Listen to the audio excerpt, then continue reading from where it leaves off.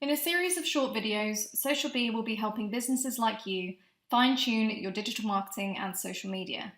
This is run in collaboration with the Great British High Street 2018 campaign, sponsored by Visa.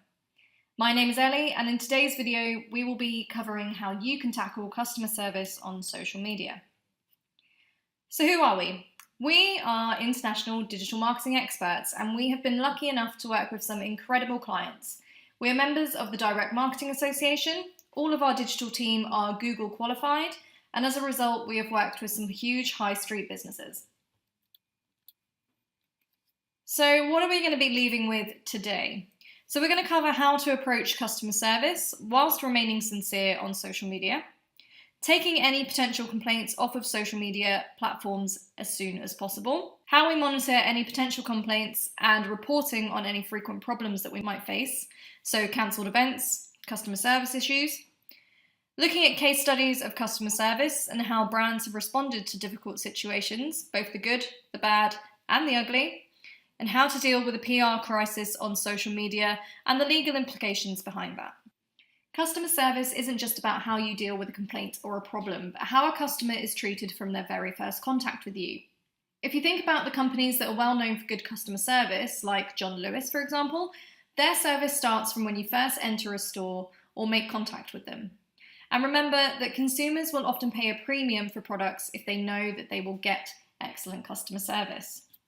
So according to JD Power, a global market research company, 67% of consumers have used a company's social media channel for customer service.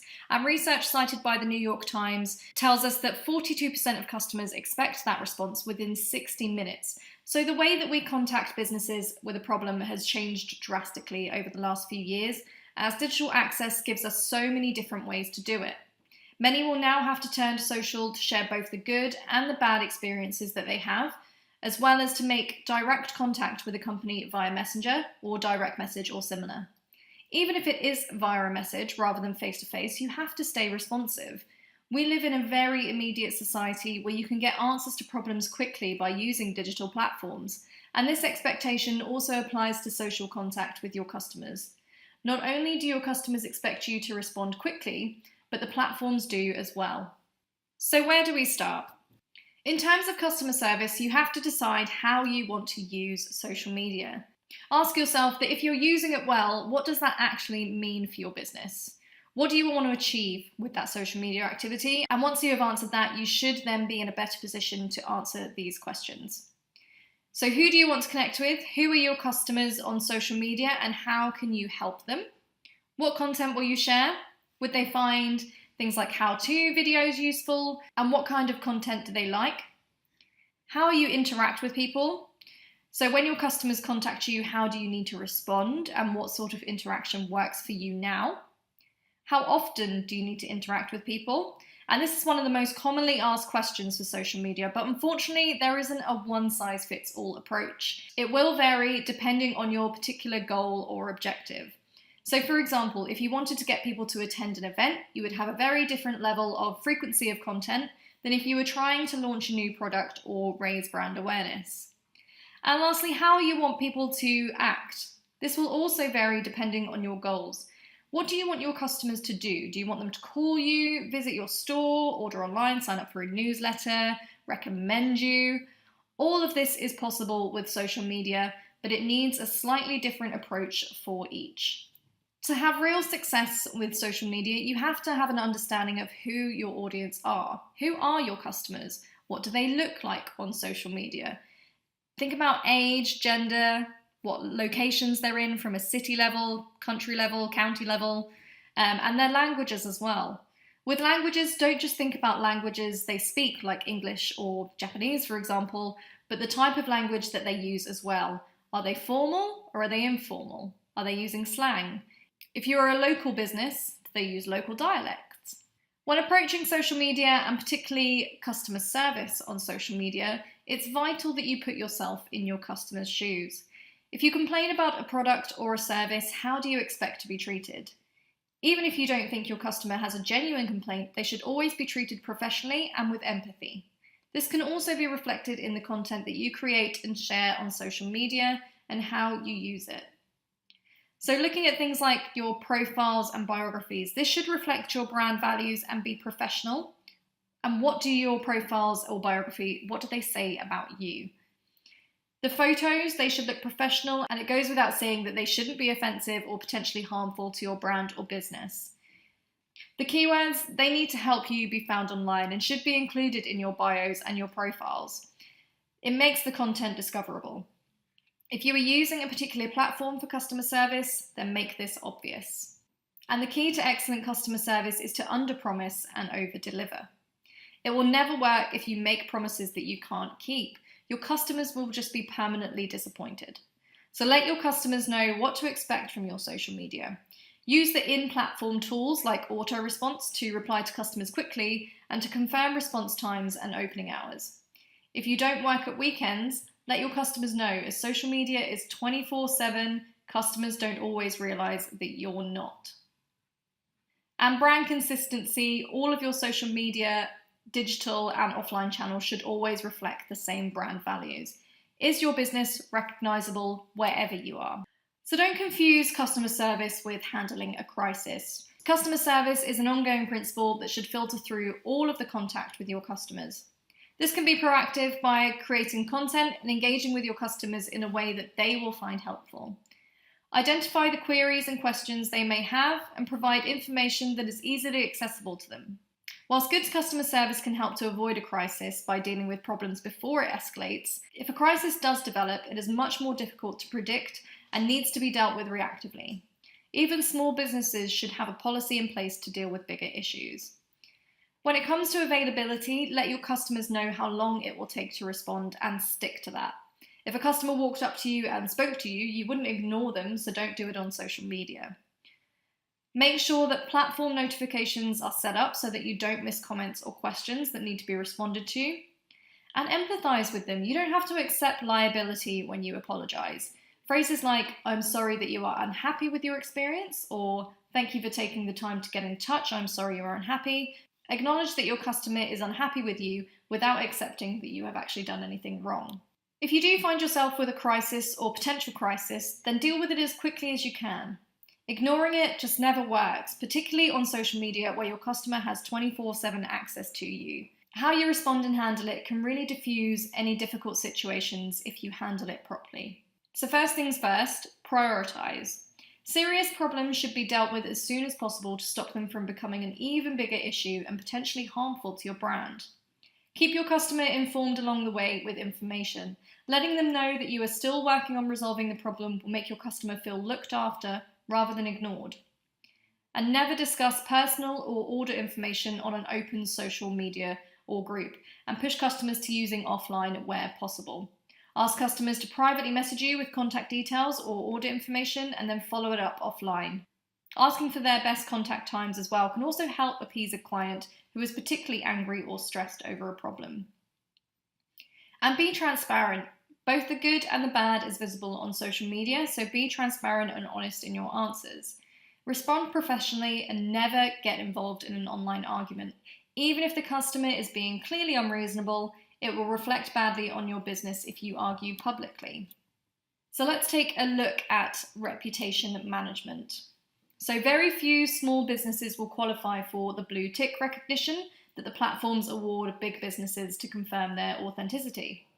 Even without the tick, it is still possible to maintain credibility on social media by being professional, providing up-to-date contact information, and using logos, photos, and images that fit your brand. Content and messages to customers should always be checked for spelling mistakes and grammar, and getting it wrong can really reflect badly on the professionalism of your brand. Don't be afraid to ask your customers for positive recommendations and reviews, and if appropriate, to share content with you that shows your products being used. So when it comes to reviews, share these across social media. You don't need to do this all the time, but don't be afraid to let people know what your customers are saying about your products or your services. When it comes to recommendations, Facebook has this built in, so ask your customers to give you a review or a recommendation. With LinkedIn, you can ask people you have worked with previously to write a recommendation with the built-in feature too. Emails and newsletters can also be used as tools to encourage customers to share their experiences. And really respond to that positive review. If a customer takes the time to leave a positive comment or to share something with you, then respond to as many as you can. This can be time consuming if you have a particularly active or engaged customer base, but it is important to acknowledge them. And don't carbon copy your replies, make them personalised when you can. So we're now going to take a look at the good, the bad, and the ugly across social media customer service examples. So I don't want to scare you with this, but it is important to show you what not to do. Unfortunately, it is easy to get customer service wrong on social media, so this section looks at some tips on what to do and what not to do to help you get it right. It can be very tempting to get defensive when someone complains, especially if you're a small business. It can feel very personal to you. So remember that it rarely is personal, so try to handle any complaints professionally and avoid being defensive publicly. Push the complaint offline and provide facts, but avoid doing it in the open. Cutting and pasting replies or using the same phrases over and over again makes you look uncaring, so just don't do it. It makes it more time consuming, but it is important to show that you are a real person and not an uncaring automated response.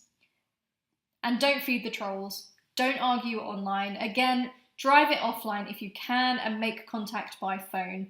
Many customers who complain aggressively online are actually much easier to handle by the phone, where they are calmer and more reasonable once they realise they're talking to a real person. And lastly, don't ignore it. If you don't believe the complaint to be genuine, still don't ignore it. Acknowledge it, push it offline, but ignoring it will make you look uncaring and unresponsive and will potentially damage your reputation further. So here's what to do. So first things first, if there is a problem, apologise right away and work to resolve it. Promptly acknowledging that your customer has a problem or potential problem, as in the example here, will go a long way to calming a customer down. Just sorry on its own never works. And if your customer is already angry, adding a random emoji is more likely to anger than resolve. So always think like your customer. If this had happened to you, how would you want to be treated? How would you want the problem to be resolved? Like in this example, you can treat problems as a potential opportunity to help your customer and to maintain their loyalty rather than losing them. Manage their expectations along the way so that they feel taken care of rather than ignored. Unfortunately, most businesses will have at least one of those customers who, no matter what they do, is just unhappy. You may also get repeat complainers who complain for the sake of it. Even if they are complaining for the sake of it, you should still treat them professionally. On this example here, you can see that their response is quite abrupt, and despite using sincere apologies, it doesn't appear sincere at all. So some of these points have already been mentioned, but it is important to remember them when you are dealing with a complaint or negativity from your customers. So with response times, you should always respond promptly, as this in itself can help resolve that problem, but you don't have to respond immediately. Think about how you need to handle it and be consistent in your response. When you are running a small business, any negativity can feel personal, but in reality, it rarely is. So try and remove your personal feelings, even if the customer can't. And move it offline where you can. Acknowledge, contact, resolve. Avoid lengthy discussions on social or digital. And privacy, even without GDPR, a customer is entitled to their privacy, so pushing it offline will help you to protect this. And monitoring, you need to monitor your platforms so that you don't miss questions, queries, and potential orders. So monitor it for customer service issues as well and treat them just as urgently. It can be tempting to just remove negative reviews or comments or to block customers who are particularly difficult to deal with. But this should only ever be done as a last resort and when all other avenues have been exhausted. Only offensive comments or images should be removed when they become a liability to your brand. So we need to look at monitoring complaints for consistent problems. So make sure you're recording all your complaints in a system or a document. If several problems are the same, you will know where a specific issue lies and you can address this sooner rather than later. For example, if a service is always showing up late, what systems do you need to now put in place where you can see that theme to resolve that? Keeping a record of complaints or issues can help you identify those patterns or problems with particular services or products. It doesn't need to be complicated. The date, the product, brief details of the complaint, and how it was resolved is all you really need. All the different social media platforms have their own policies that you must adhere to. Usage is monitored, so it will be seen. Is it worth the risk of having your account suspended?